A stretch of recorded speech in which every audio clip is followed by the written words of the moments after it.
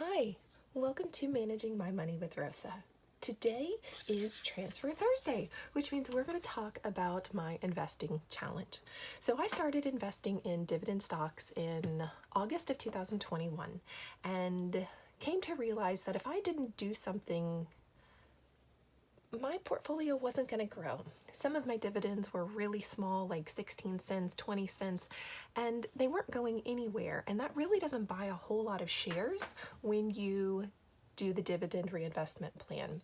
So I decided in December of 2021 to begin intentionally growing each of my positions bi-monthly by $5.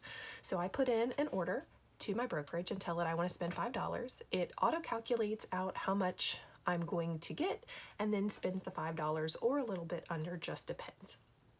So if you're new here, please take a second, hit that subscribe button down below.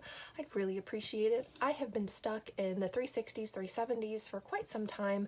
I'd really like to get to 500 subscribers, and I would greatly appreciate if you could help me out and hit that subscribe button. If you are a subscriber, welcome back. So excited that you are spending a little bit more of your time with me as I go over my investing challenge. So last week was spring break. I did some investing transfers last week. So excited. And then the end of the week, I came to realize I still had another $25 to drop into my brokerage. So I did. And then this week I've worked on spending that $25. So let's see what I've done. So we'll start with Acre. Acre was one of my purchases during spring break, so it's not going to get anything. AG&C was also one of my purchases during spring break. ARCC purchased during spring break. BTG, I decided to hold off on BTG when things get a little turbulent in the world. Gold companies begin to skyrocket. Their prices increase dramatically with all of this stuff going on in Ukraine, and I feel so bad for all of them over there, but it's impacted my BTG to the point I'm going to leave it probably until April to see if the market will bring it back down, because I'm trying to average down in my BTG and not trying to overpay for it. So BTG is on hold. EPD, same thing. It is a utility company and trying to wait and see if it'll come down because it's well over my $21 that I'm averaged in at. I bought FDHY last week. My Franco-Nevada is a gold mining company that my husband and I agreed upon when we bought into it. We were going to wait for it to make 50%, sell it. So I'm not really interested, and the price point for Franco-Nevada is a little bit high. $5 into $160 really isn't going to get me a whole lot. So we are just collecting dividends on Franco-Nevada until it's time to sell. FSPTX got $5. And then FUTY, I don't know why I didn't put $5 in it. I think it was a little high, but I've decided to skip FUTY. Glad was a little higher than my price point as well. I'm trying to get into average down. It was a little higher, so I've left it. Gold is another gold mining company. Again, it's way high. I'm trying to bring it down, so it's just on hold right now. Jeppy is the first one that I went ahead and spent $5 in. Again, I put that order into my brokerage. I told it $5. It only came out at $4.98 because it does all of its magic. And that got me 0.082 shares. $5 isn't a whole lot when you're talking the stock is roughly $60, but you know what?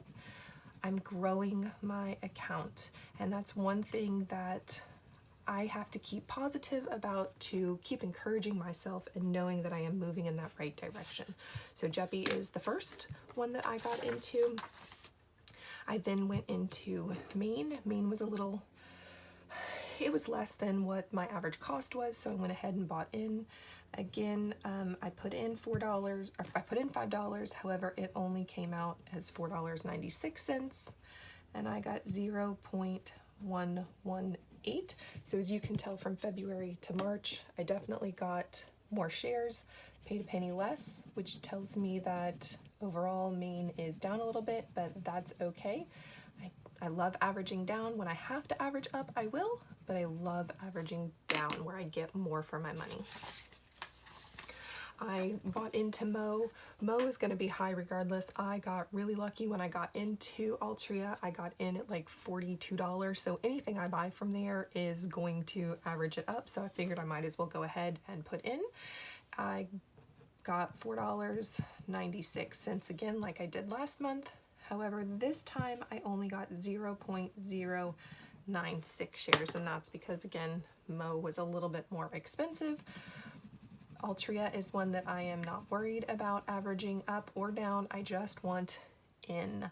Altria is I don't remember if it's a dividend king or a dividend aristocrat, where they continually increase their dividends year after year. So just absolutely love Mo, and I don't care whether I'm averaging up or down. I just want in where I can get in.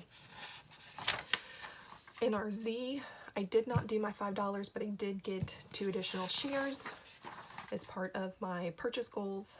OHI was a little high for me, so I let it slide by. ORC, so if you watched my video Sunday, my dividend update, you know ORC and I are kind of having a struggle fight right now. The price just keeps dropping. I've gone and looked and who's still buying, big corporations, big funds, and just I don't know how much longer I'm going to continue to invest that extra $5, but I did. It got me 1.521 shares. I am dripping inside of it, so it is growing by over a share every month anyways, so I don't know how much more I'm really going to invest in ORC, just because it and I are not on good terms right now, just because that price keeps dropping. The farther down the price goes, they continue to reduce their dividend payments, which is what's making me really upset with them. I'm still earning like 11% on my money, which isn't bad, but that 11% just, it's not as much as when I started. So I'm kind of getting a little upset with ORC, but I did go ahead and invest $5 more this week with the intent of growing this account. Owl Rock did not get any money this time.